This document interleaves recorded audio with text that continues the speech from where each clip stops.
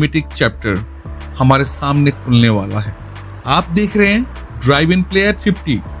अगर आप हमारे सफर का हिस्सा बनना चाहते हैं तो इसी वक्त वीडियो को लाइक करें और चैनल को सब्सक्राइब करके हमें आगे बढ़ने का हौसला जरूर दें। इंफॉर्मेटिव एक्सपीरियंस रहा। अभी सुबह के 7:30 बज रहे हैं, दिख रहा है ना। ये सफर को और मैजिकल बना देता है। हल्की ठंडी हवा, एनवायरनमेंट और पहाड़ों के बीच बसने वाली शांति के लिए काफी मशहूर है। ये सब मिलकर इस स्ट्रेच को एकदम पोस्टकार्ड जैसा बना देती है। सैर कर दुनिया की गाफिल, सैर कर दुनिया की गाफिल, जिंदगानी फिर कहाँ, जिंदगी कर कुछ रही तो ये जवानी फिर।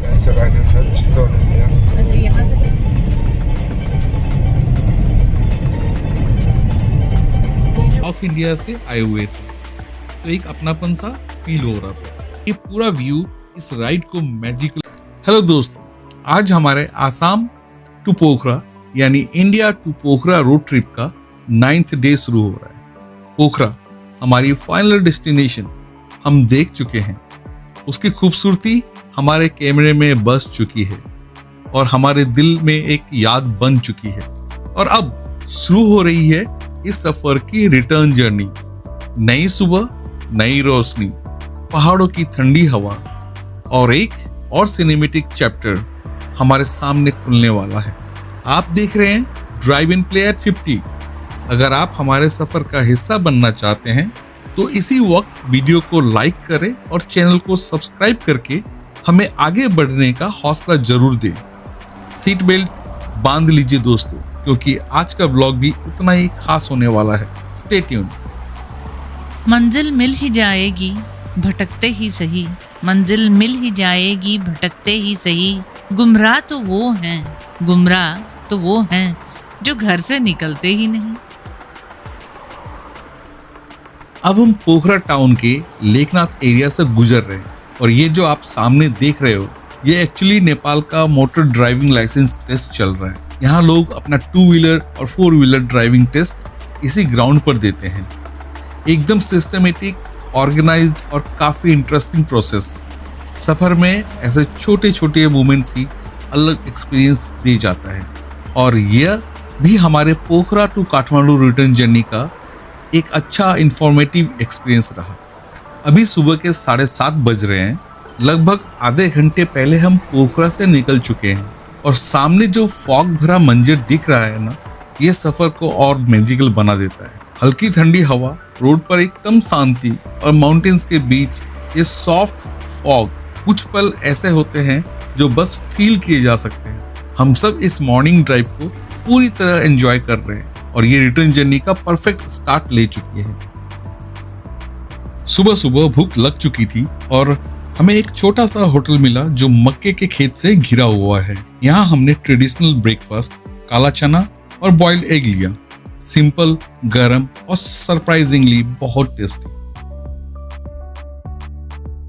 दोस्तों, एक इम्पोर्टेंट बात, आज हमने पृथ्वी हाईवे, जिसे नेपाल में NH17 भी कहा जाता है, वो रूट नहीं लिया।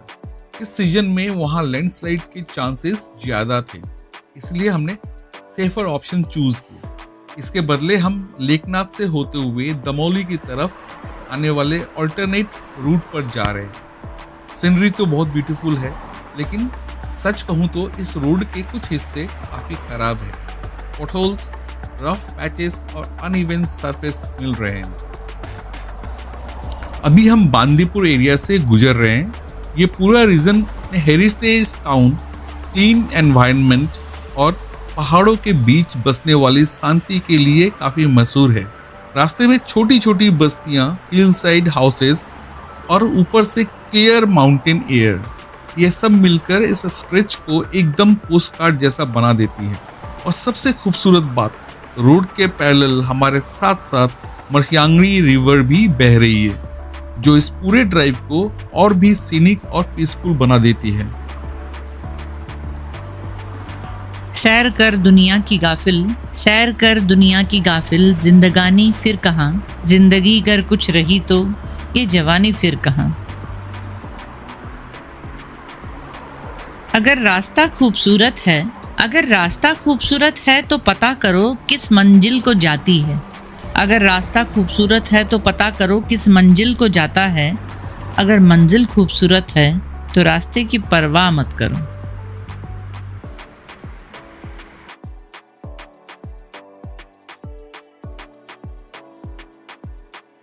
और दोस्तों, अब हम पहुंच गए हैं आईना झरना।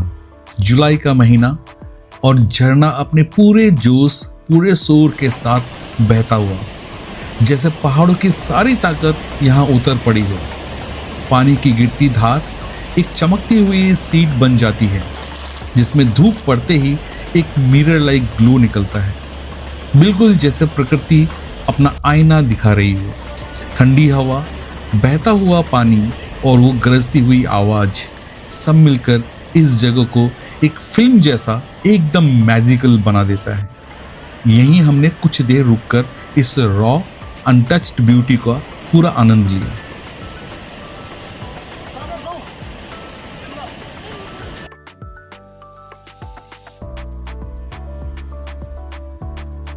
और दोस्तों, जैसे ही हम अनबू खैरनी के पास पहुंच रहे हैं, सामने जो रिवर दिख रहा है वो मर्स्यांगदी रिवर है। ये नेपाल की एक मशहूर नदी है जो पहाड़ों के बीच से निकलकर आगे की तरफ बहती है। दरौदी रिवर नाम का एक छोटा सा ट्रिब्यूटरी भी इसी एरिया से मिलता है। दोनों मिलकर यह हसीन सीनिक व्यू क्रिएट करते हैं।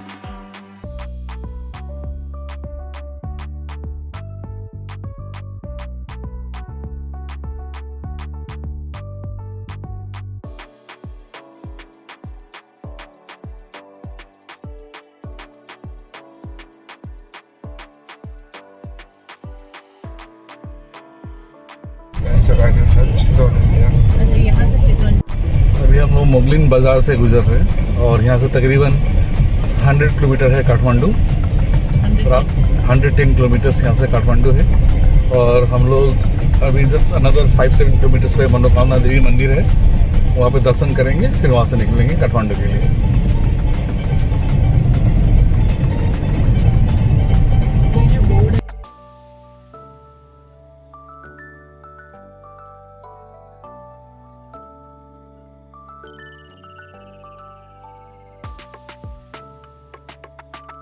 और दोस्तों, जैसे कि हमने अपने last video Kathmandu to Pokhara road trip में प्रॉमिस किया था, हम एक बार फिर से मनोकामना देवी टेम्पल के इस ब्यूटीफुल और शांत कैंपस में एंटर कर रहे हैं माँ का दर्शन करने के लिए। यहाँ की पवित्र हवा, मंदिर का सुकून और आसपास की डिवाइन एटमॉस्फेयर सब मिलकर मन को एक अलग ही शांति दे देते हैं। तो चलिए आप भी हमारे साथ इस पवित्र दर्शन का आनंद लीजिए। यहाँ पहुंचकर हमने केबल कार का टिकट लिया। इंडियन सिटीजन्स के लिए राउंड ट्रिप लगभग 670 रुपीज का होता है। और इंटरेस्टिंग बात यह थी कि यहाँ ज्यादातर विजिटर्स साउथ इंडिया से आए हुए थे, तो एक अपनापन सा फील हो रहा था। टिकट लेने के बाद हम केबल कार स्टेशन की तरफ बढ़े और ऊपर पहुंचने का ये सफर वैसे भी एक अलग ही सुकून और एक्साइटमेंट ले आता है। और अब हम केबल कार के अंदर हैं। और दोस्तों, ये हमारे लाइफ का शायद सबसे लॉन्ग केबल कार जर्नी है, लगभग 3 किलोमीटर्स का सफर। जैसे जैसे केबिन धीरे धीरे ऊपर चढ़ता है, नीचे पूरा वैली खुल के सामने आ जाता है। हल्की हल्की हवा केबिन को टच करती हुई और लेयर्स में खिला पहाड़ बिल्कुल एक लाइफ पेंटिंग जैसे लग रही है। नीचे छोटे छोटे घर, हरियाली से भरे खेत और बीच से बहती रिवर, ये पूरा व्यू इस राइड को मैजिकल बना देता है। और हर सेकंड एक ही एहसास, हम धीरे धीरे माँ मनोकामना के और करीब आ रहे हैं। कहा जाता है ये मंदिर सिर्फ पत्थरों से नहीं, एक वचन से बना है। 17वीं सेंचुरी में गोरखा के राजा राम शाह की रानी, जिन्हें लोग देवी के रूप में मानते थे, अपने पति की मौत के बाद सती हो गई। पर सती की आग में जलने से पहले रानी ने अपने भक्त लखन थापा से एक वादा किया, मैं वापस आऊंगी अपने भक्तों के लिए। सालों बाद इसी पहाड़ी पर हल चलाते वक्त एक पत्थर से खून और दूध बहने लगा। लखन थापा समझ गए, देवी वापस आ चुकी है। यहीं पे पहला मंदिर बना और तब से हर भक्त का विश्वास एक ही बात कहता है, मनोकामना आओ, मन की कामना पूरी हो। मनोकामना देवी टेम्पल का आर्किटेक्चर सचमुच नेपाल के रिच हिमालयन क्राफ्टमैनशिप का एक जीता जागता उदाहरण है। 3 tired pagoda style, wooden carvings और ट्रेडिशनल नेवारी डिजाइन इस मंदिर को एक अलग ही डिवाइन चार्म देते हैं। मंदिर का कोर्टयार्ड में कदम रखते ही एक शांति सी महसूस होती है। हवा में घंटी की धुन और डिवोटीज के आस्था से भरा माहौल। कैंपस बिल्कुल क्लीन, स्पेशियस और ब्यूटीफुली मेंटेन्ड है। चारों तरफ पहाड़ी व्यूज, मंदिर के गोल्डन पिनेकल पर गिरती धूप, सब कुछ मिलकर एक मैजिकल एटमॉस्फेयर बना देता है। यहाँ स्टैंडिंग स्ट्रक्चर्स, स्टोन पाथवेज और ट्रेडिशनल नेपाली आर्किटेक्चर देखकर ऐसा लगता है जैसे हम कला और आस्था के बीच चल रहे हो। मनोकामना देवी मंदिर के प्रांगण में हम लोग आ गए हैं। काफ़ी भीड़ है यहाँ पर, बट आना भी एक बहुत ही सुखद अनुभव था। It took almost 20 minutes cable car के थ्रू ऊपर आने तक। और मैं आपको दिखाता हूँ यहाँ पर कितनी भीड़ है। अगर आप कभी आना चाहो तो एटलीस्ट हाथ में 2-3 घंटे रख के ज़रूर आना है आपको। ये मेन टेम्पल है और लाइन कहाँ से लगी है मैं आपको बता रहा हूँ। ये ऊपर से ही लाइन चालू हो चुकी है। यहाँ पर इंडियंस बहुत सारे हैं।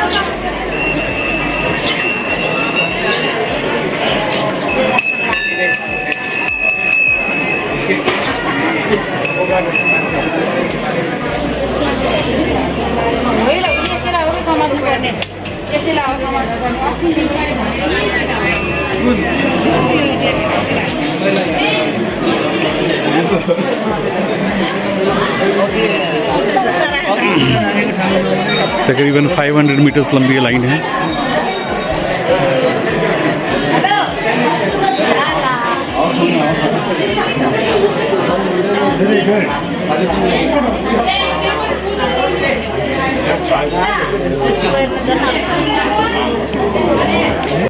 मां मनोकामना के दर्शन के बाद एक अजीब सी शांति दिल में उतर गई, जैसे सारी थकान, सारी चिंता मां ने अपने आंचल में ले ली हो। मंदिर से बाहर आते ही हमने अपने दोस्तों और परिवार के लिए प्रसाद लिया, ये सोचकर कि मां का आशीर्वाद उन तक भी पहुंच जाए। कुछ छोटे छोटे मेमेंटोज भी लिए ताकि जब भी हम इन्हें देखें आज का ये पवित्र पल याद रहे। और फिर हम धीरे धीरे वापस केबल कार स्टेशन की तरफ बढ़े, दिल में एक सुकून और मां के चरणों का गर्माहट लेकर।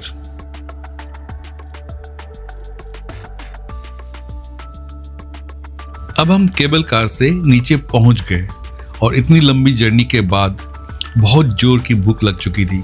हमारे गाइड ने बताया कि कैंपस के अंदर ही एक बहुत अच्छा रेस्टोरेंट है। रेस्टोरेंट का पूरा एरिया बहुत ही सुंदर लगा, शांत, साफ और हरियाली से घिरा हुआ। और सबसे खूबसूरत बात, रेस्टोरेंट के बिल्कुल सामने से त्रिशूली रिवर बह रही थी। ये पूरा नजारा थकान को एक पल में दूर कर देने वाला था।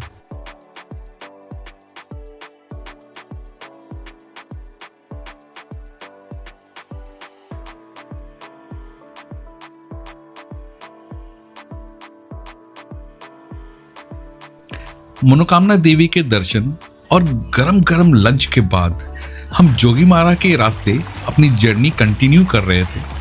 पहाड़ों की खामोशी, त्रिशूली रिवर की दूर से आती गरज, सब एकदम फिल्मी लग रहा था।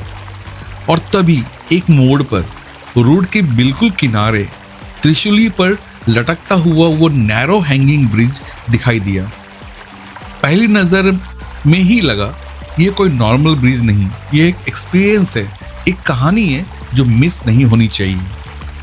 पुल थोड़ा झूल रहा था, नीचे तेज बहता पानी अपनी ही धुन में गरज रहा था और हम बस एक दूसरे की तरफ देखकर मुस्कुरा दिए, चलो करते हैं थोड़ा सा एडवेंचर। जब हमने पुल पर पहला कदम रखा तो हल्की सी हिचकोली खाती हवा और नीचे की गहराइयों ने एक थ्रिलिंग सा एहसास दिया। हर कदम एक नई फीलिंग, एक नया थ्रिल और एक नई याद। छोटा सा मोमेंट था, लेकिन इस सफर के सबसे खूबसूरत और अनफॉरगेटेबल एक्सपीरियंसेस में एक बन गया।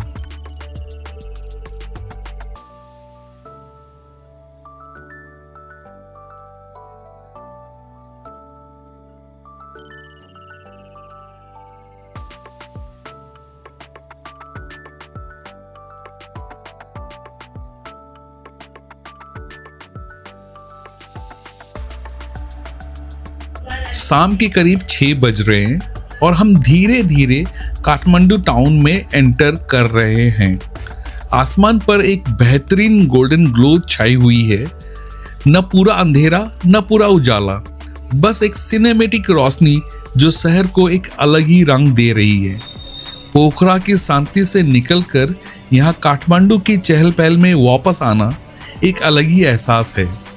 इवनिंग का ट्रैफिक, लोगों की भागदौड़, शहर की बिजी लाइफ, सब कुछ एकदम जिंदा लग रहा है। पहाड़ों की वादियों की सुकून भरी यादें अभी भी दिल में हैं और इस रोशन शाम में काठमांडू का यह स्वागत हमारे सफर का एक नया मूड सेट कर देता है।